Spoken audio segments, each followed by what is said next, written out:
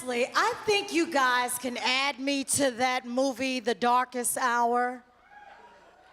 That'd be nice, right? I could be behind Winston Churchill saying, hey, you tell him, WC. Oh, yeah, I made an outfit change. Y'all having a good time? Come on, it's 11 o'clock. You know you'll be in the editing room and not here. Drink up, drink up. Okay, this next presenter probably knows a lot more about meth than you ever will. Please welcome, from Breaking Bad and Better Call Saul, editor Skip MacDonald.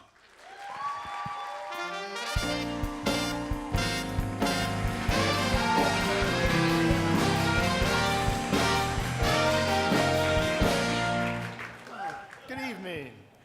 Each year, the members of the Board of American Cinema Editors selects a recipient for the Golden Eddie Award, whose work represents a consistency of excellence, of content craftsmanship and integrity, and whose relationship with their fellow professional has been inspiring to our community.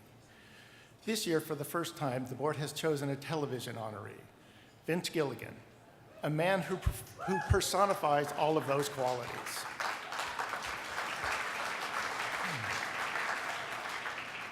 Vince was born and raised in Virginia.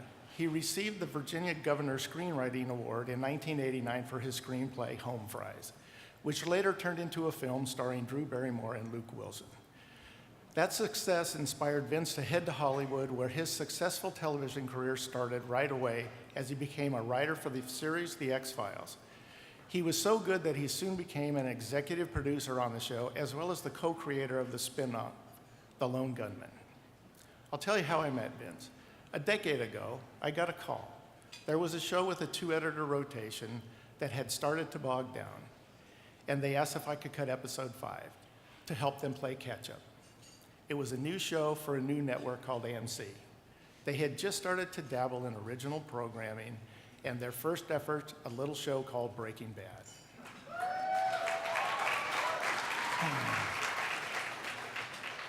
That turned out very well for me and AMC, because I never left. I'm currently cutting Better Call Saul for Vince and Peter Gould. You couldn't pry me out of their editing bay with a crowbar unless there's free pizza in the conference room. He's in the writer's room on all of the season's scripts, taking more time than usually allowed by the studio to make sure that they are perfect, as he is a perfectionist. The shows are shot, we cut them, we work with the directors, and then with their cut, and then we put them on the shelves. At the end of the season, Vince does his producer cuts on the entire season without the distraction of writing or production to cloud his vision. Whenever possible, Vince brings the writers of the episode and the producers into the editing room with him because he values their opinions and the opinions of others. He is inclusive and open to all collaboration. That's what makes him a great leader. Over 5 seasons, Breaking Bad garnered 16 Primetime Emmy Awards and 53 nominations, including Vince's 3 for nominations for Outstanding Directing.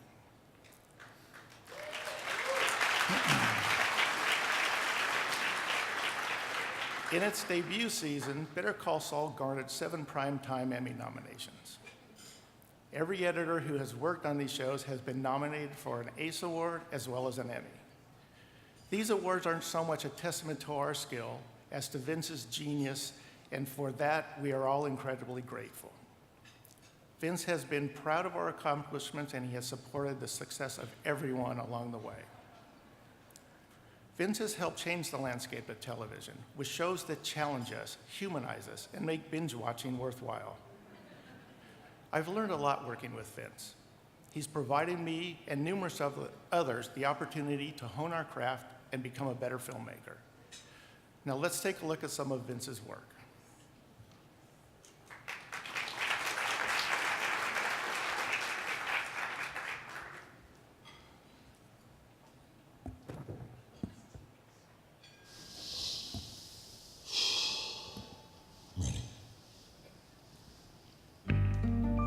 Chemistry is the study of matter. But I prefer to see it as the study of change. It is growth, then decay, then transformation.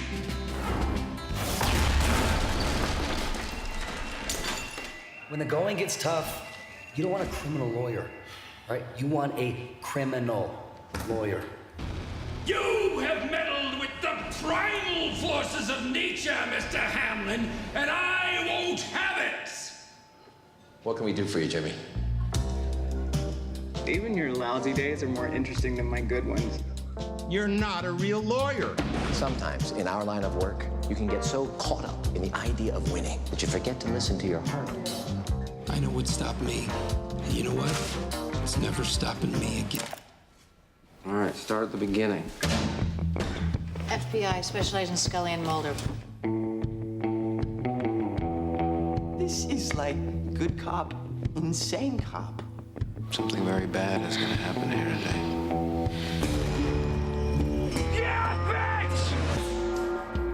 We're just getting started. Nothing stops this train. Nothing. No more half measures, Walter.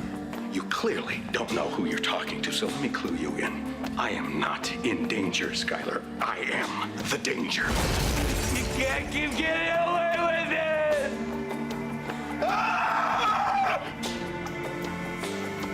Now, say my name. Willy Wonka, Woodrow Wilson, Walter White. You're goddamn right.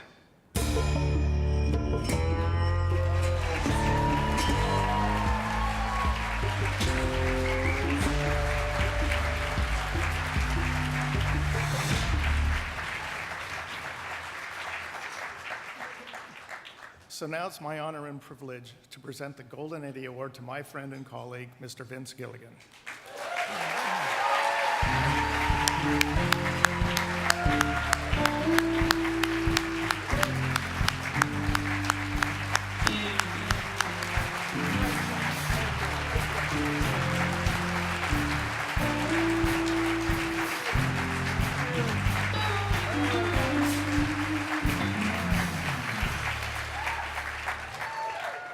Skip, man. I didn't even recognize who we were talking about. That was beautiful. Thank you so much.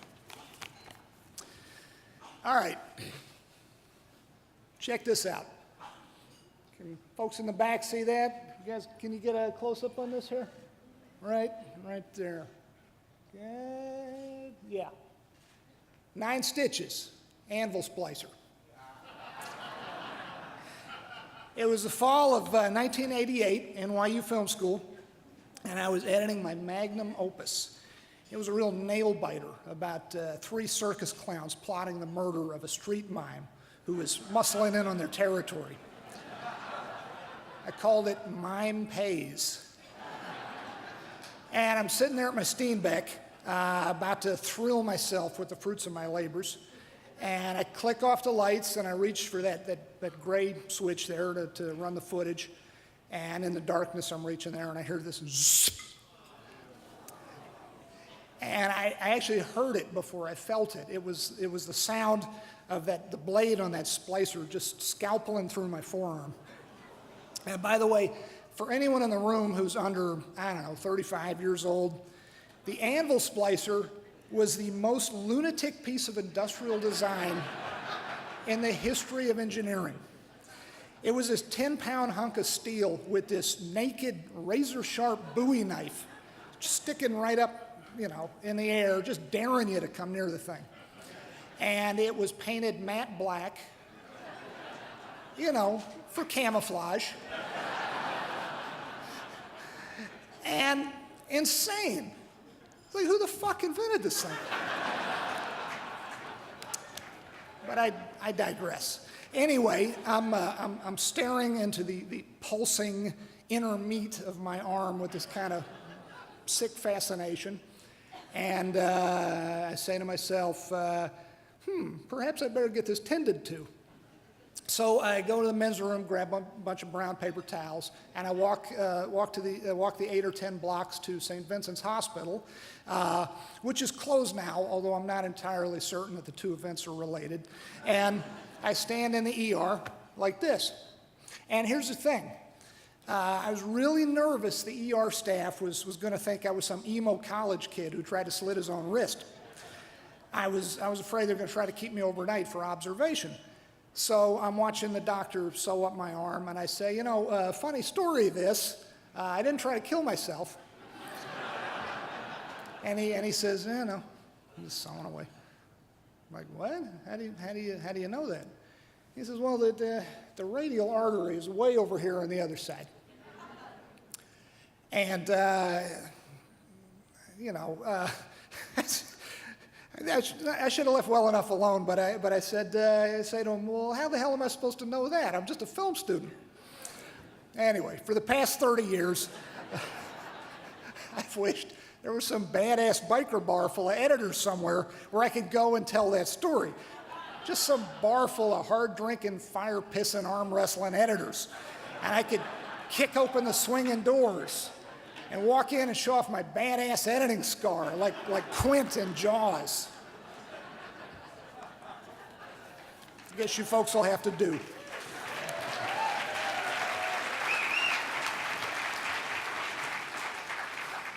I'm not quite sure to make a winning this award. I mean, sure, of course you're going to give it to me once you hear my badass anvil splicer story. Or once you realize that I grew up in the same small town as Angus Wall, who won the Oscar for editing 2 years straight, Angus friggin' Wall. I mean, you know, that right there is greatness by geographic proximity, which I am more than happy to take credit for. But it seems you're unaware of these facts. So how exactly do I rate this? I know by having other people make me look really, really good. Basically, for the past 30 years, I've sat on various comfy sofas behind a whole lot of brilliant editors who have done their damnedest to make me look like some kind of genius. I honestly, and this is not hyperbole, I honestly believe that I would have a better shot at successfully landing the space shuttle than I would at operating an Avid. No offense to the Avid folks who are here. It's great when somebody else is operating. I have no clue. The only thing I know for sure about an Avid is you can't cut yourself open on it, which I think is a definite improvement to the art form. I think if I've done anything right, it's that I hire the very best people I could find. Actually, truth be told, I had a whole lot of help doing that even. Thank you, Diane. Thank you, Melissa. Thank you, Gina. But once, however we got them, once we had the very best people, I listened to them. And for instance, if you've got the great Skip MacDonald, if you're lucky enough to be in his editing room, and you say to him, Skip, how's this cut working for you? And Skip goes, then you damn well better do something about it. Or rather, you better go get a sandwich and let Skip do something about it. Same goes for the amazing Kelly Dixon. Yeah. Sometimes when I say, Kel, how's this cut working for you? She'll say, well, probably wouldn't make me rewind my VCR, which translated for the 21st century means, yeah, that's one suck-ass cut, all right. But it's not quite bad enough to make me shoot you in the leg with a pellet gun, which she literally did one time. Anyway, enough goofing around. Now for the mushy part. This award means the world to me. It took me completely by surprise when I heard about it, and I could not be more proud of this honor, being amongst you folks, all you wonderful folks tonight. And I share this honor with all of the editors of Breaking Bad and Better Call Saul. I share it with this gentleman, Skip MacDonald, and I share it with Kelly Dixon, and I share it with Lynn Willingham, and I share it with Chris McCaleb, and I share it with Curtis Thurber and with Sheridan Williams Sotelo. I share it with them and with all the wonderful editors and editing assistants that I've worked with and learned from for the past decades.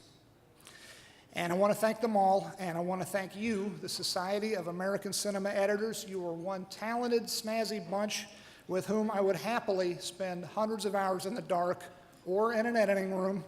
And finally, I would like to thank my sweetie, Holly Rice. And I would like to mention that yesterday, she and I celebrated our 27th anniversary. I love you, sweetie, and thank you guys. Appreciate it.